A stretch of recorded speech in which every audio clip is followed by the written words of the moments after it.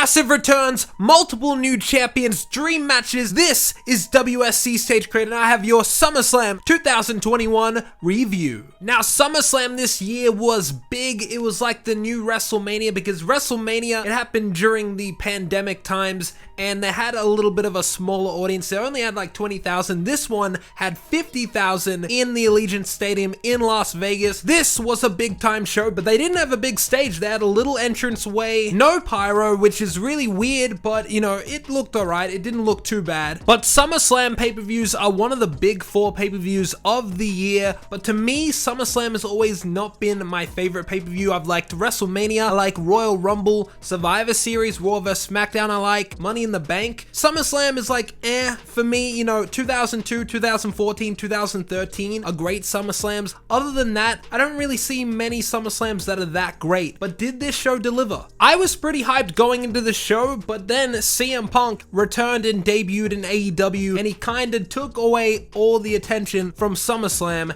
and it's great to see CM Punk back. We started out on the kickoff show with Big E defeating bum-ass Baron Corbin. He defeated homeless Baron Corbin and took back his Money in the Bank briefcase. That's good to see. I hope they do a lot more with Big E. I really want them to build him up so he's actually worthy of being world champion, and I would like to see a lot more with him because he's not really on SmackDown all too much. And I'm loving bum-ass Baron Corbin, the homeless Baron Corbin. I'm loving it, and I can't wait to see where it goes. I think it's been really awesome. And also on the kickoff show, we saw Logan Paul, YouTuber Logan Paul. He got booed. He's going to be on Raw. I'm actually kind of excited to see what they do with him. I actually want to see him wrestle in the ring. A lot of the matches on the show was actually short and fast paced, which was really good because there was a lot of matches on the show, and I felt some of the matches definitely should have been on the kickoff instead of the main show, and it did run a little long. But we started out with one of the hottest things going into SummerSlam. It was RK Bro versus AJ and Amos for the Raw Tag Team Championships, and RK Bro took out the victory, and they are the new champions. Randy hits the RKO on AJ Styles, and he gets the pin for his team, and we got new champions. I'm loving this team. I'm a big fan of Riddle. I think he's great. I think he could be a future world champion. Riddle had an awesome attire. I hope to see in figure form, but it looks too detailed to be made into a figure, but I hope so. It's like a green and pink snake skin, which was really cool. AJ Styles also had a really cool black and white attire.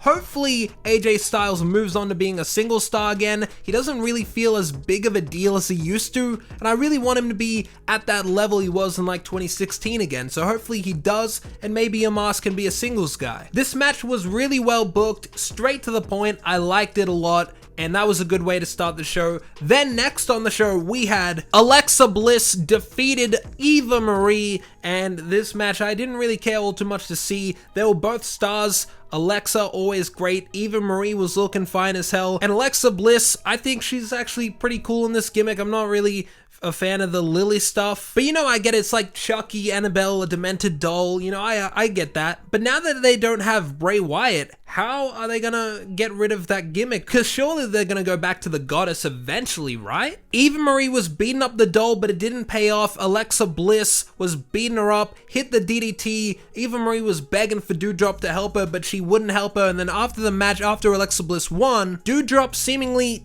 ditched Eva Marie. She taunted her after the match, made fun of her, took her jacket and left. So it looks like Doudrop is gone from Eva Marie, and that is nice. Then we had one of my favorite matches of the night. It was for the United States Championship, Damian Priest versus the champion Sheamus. I'm a fan of both guys. I think they're both great, and Damian Priest took out the win. He won the United States Championship as he should have. This was great. Early in the match, Damian Priest took a dive to the outside, fell right on the floor. It looked nasty, right on the lower back. It looked nasty, but he came up fine. The match ended when he pulled off the mask of Sheamus, hit a kick to the face, reckoning it was all over. A new champion in Damian Priest. Then we had the Usos versus Mysterios for the SmackDown Tag Team titles. Nothing all too special here. I think it was a well-booked match, but the Usos came out with the victory as I expected. Double super kick, Uso splash to the spine of Rey. It was all over. Then randomly we had a Shinsuke Nakamura entrance, and hey, I'm not gonna complain. I love Rick Boogs, I love Nakamura, and I love Pat McAfee dancing on the announcer's table. That entrance is hype as hell. I love it. Anytime I can see that, I ain't gonna complain. Then we got to one of the biggest moments of the night, something we will never forget. Right here, we were supposed to have Bianca Belair versus Sasha Banks, but Sasha Banks, the rumors were that she wasn't going to be competing here, and the rumors were true. For some reason, she was not able to compete, and I think maybe she got injured, maybe she's sick. We'll have to wait and see. But for quite some time, we were expecting Becky Lynch to return, but we didn't know when. They announced a replacement for Bianca Belair, and it was Carmella. Carmella was the replacement, and Bianca had just beaten Carmella yesterday, so we were like, what the hell? Everyone was booing it, and then the music hits. Boom! Becky Lynch returns. The man has come around, and wow, I was expecting her on Raw, but silly me, Seth Rollins is on SmackDown. Of course, she's gonna be with her husband, Seth Rollins, on SmackDown, and she comes in, lays waste to Carmella, and she's like, you know, let's have a match right now. And Bianca's like, she thinks about it for a moment, she's like, okay, let's have a match. And then bam, smacks her in the face as she goes for a handshake, hits the rock bottom that they're calling the manhandle slam. Dope name, but the rock bottom hits it. Nobody knew what to expect. Everyone was sitting down, but as soon as the 1, 2, 3 hit, everyone stood up, and the man is the new champion. And man, they really got to do Bianca like that? Really? I don't know how I feel about that, you know, because Becky, if she's gonna come back, of course she should win the title. I expected her to go to Raw because I thought they would protect Bianca, and I think Bianca's great. Bianca is really good, but man, I didn't think they were gonna do it like that. Jeez. Manhandle slam, 1, 2, 3, and it's over for Bianca. And I really don't want Becky to just come in here and just be pushed to the moon and just push Bianca to the side, because Bianca's been doing great stuff. So hopefully that's not the case. Maybe with the draft coming, they can move Bianca to Raw. Bianca versus Charlotte Flair, I think that's money. But hey, I'm not gonna complain. I think if you're gonna bring Becky back, have her win the championship, and this was probably not supposed to be the plan.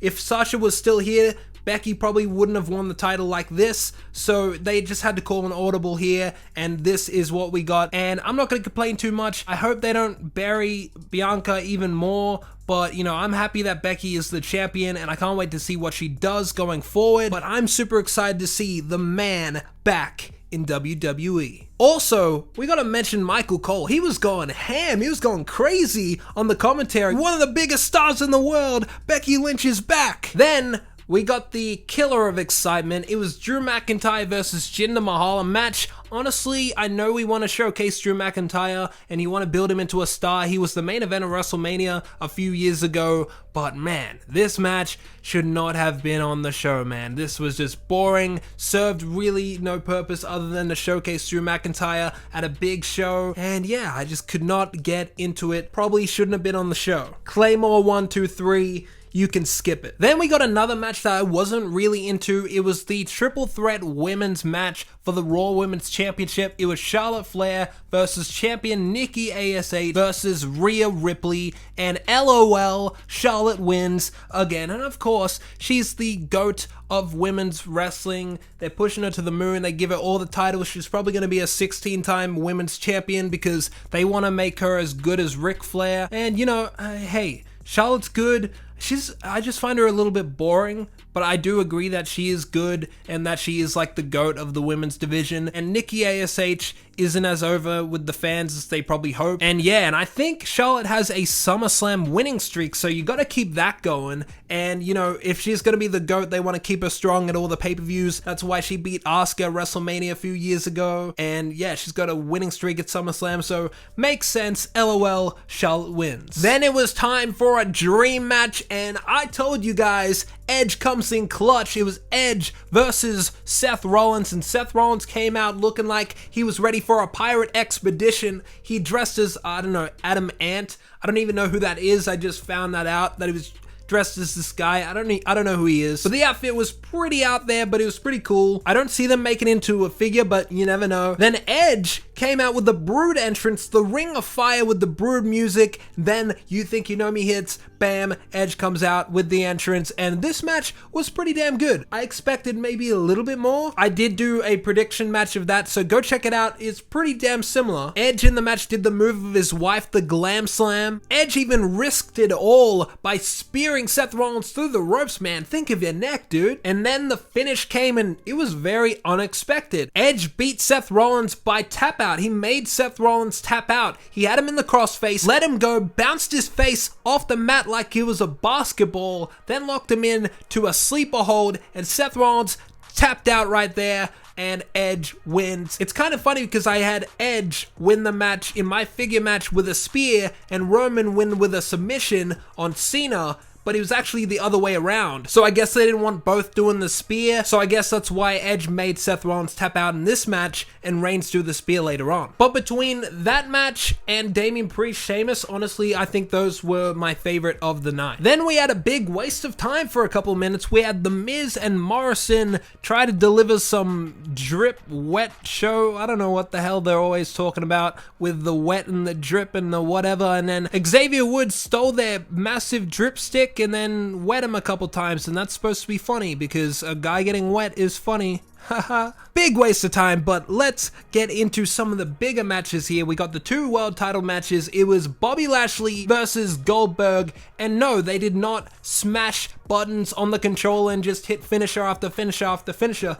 These boys actually wrestled. Goldberg actually wrestled in this match. Congratulations. There was no pyro for Goldberg in his entrance, which is disappointing, but you know, whatever. Goldberg looking jacked here tonight. He almost looks as big as Bobby Lashley. If not, maybe he does look bigger than Lashley. Like, I thought Lashley was big, but then Goldberg next to him, like, whoa. Dude's jacked and he's in his 50s. I appreciate Goldberg actually trying to wrestle, but what happened in this match was actually very interesting. What happened was MVP hit Goldberg with the cane in the leg when the referee didn't see it, and it jacked up his leg a little bit, and he saw blood. He went after his leg. He was smashing it into the post, and the referee saw he couldn't stand up. He couldn't move around. He was like, nah, I'm calling the match. It's over. And Bobby Lashley retained, and then Lashley was like, man, I wanted to beat him.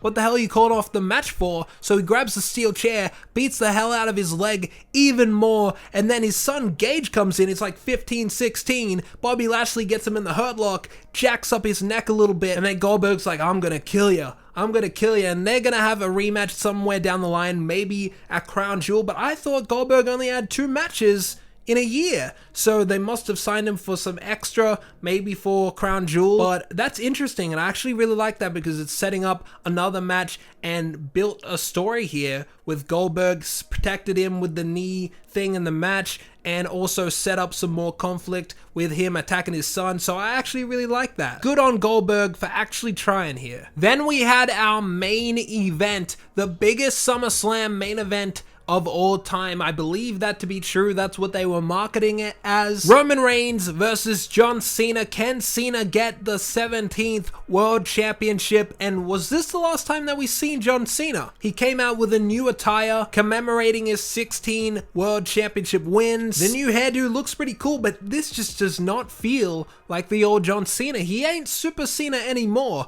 We got a new sheriff in town. His name is the head of the table, Roman Reigns. And it is some bull that Roman Reigns kicks out of like 3 or 4 attitude adjustments, and I believe he beat Cena with like 1 spear.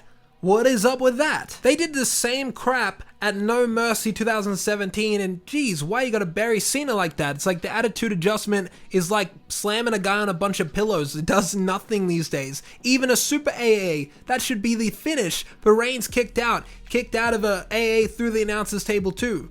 Jesus, come on guys. Why you gotta do Cena like that? I predicted that Reigns would beat Cena with the guillotine because I had Edge win with the spear in the figure match, but it was kind of the role reversal in real life. And I thought him beating him with the guillotine would have helped protect Cena, like he didn't give up or anything, but nah, he just beat him with a spear, speared him 1, 2, 3, and that was it. Sent him packing all the way to Hollywood, and Cena's gonna go off and film a movie. And man, when is Cena gonna retire? What's his last match gonna be? I mean, he still looks good, but his career definitely has to be winding down, and I would have liked Roman Reigns versus Cena at WrestleMania with Cena's career on the line. Who's gonna be his last opponent? I wonder who that would be. Who is the perfect guy for Cena to face in his last match? But the real story came after the match, because he was standing above Cena holding up the title high, and then the Beast is back. Brock Lesnar, and he looked extra beastly. He's got the beard going, he's got the long hair and the ponytail. Paul Heyman was going crazy like, what the hell? Oh my god, we're screwed. Brock Lesnar's back. And I thought that they would have had Brock Lesnar go after Bobby Lashley, but there's so much story here. But now I feel like it's backed into a corner, because like, do you have Lesnar lose his first match back against Roman Reigns? Do you have Reigns lose in all this momentum that he's got going on? What the hell do you do here? This is such a big thing that I have no clue how they're going to handle. Maybe this will happen at Crown Jewel, but this is a huge match, and it's great to see Lesnar back. And how's Lesnar going to fare without Paul Heyman by his side? This is going to be so interesting. Lesnar with a new look, hopefully get a custom done of that. But I gotta admit, I popped harder for Brock Lesnar's return than I did for CM Punk, mainly because CM Punk was already spoiled, you were expecting it. But Lesnar just came out of nowhere, surprise. Nobody actually really spoiled anything about Lesnar actually returning on this show. They did kind of spoil Becky Lynch's, but they didn't spoil Brock Lesnar's, which was really nice. Really awesome moment here. Two massive returns. We had a couple title changes. Overall, the show was wasn't anything special. I think these two moments you will definitely remember. Everything else, you probably won't rewatch it, but it's alright. Good, solid show. Definitely got you talking. Brock Lesnar, Becky Lynch is back. Hopefully we see some good stuff from WWE going forward. We have Extreme Rules coming up next. The draft coming. Should be good. Hopefully they do good stuff. Survivor Series always fun. Excited to see what they do next. Thank you guys for watching this video. Smash the like button. Subscribe to the channel. I'll see you guys in the next video. The Beast. The Man.